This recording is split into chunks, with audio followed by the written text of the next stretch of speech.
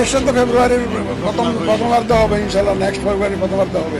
ত্রয়োদশ জাতীয় সংসদ নির্বাচনের প্রস্তুতি এখন তুঙ্গে। জাতীয় নির্বাচন কমিশন ইতোমধ্যেই প্রয়োজনীয় প্রস্তুতি নিতে শুরু করেছে। তবে ভোট গ্রহণের জন্য কোন দিকটিকে নির্ধারণ করা হবে সেটাই এখন প্রশ্ন। আগামী বছরের ফেব্রুয়ারি মাসকে জাতীয় সংসদ নির্বাচনের জন্য স্থির করা হয়েছে পূর্বেই।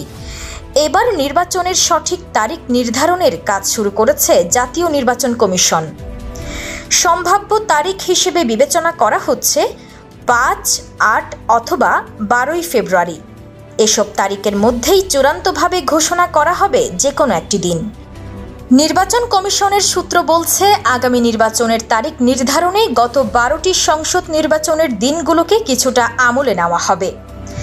গত 12টি সংসদ নির্বাচন বিশ্লেষণ করে দেখা গেছে এগুলো অনুষ্ঠিত হয়েছিল রবিবার, সোমবার, বুধবার এবং বৃহস্পতিবারের দিনগুলোতে।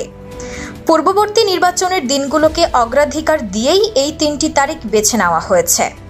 এবারের ভোট সংঘটিত হওয়ার সম্ভাবনা বেশি দেখা গিয়েছে বৃহস্পতিবারের দিকেই।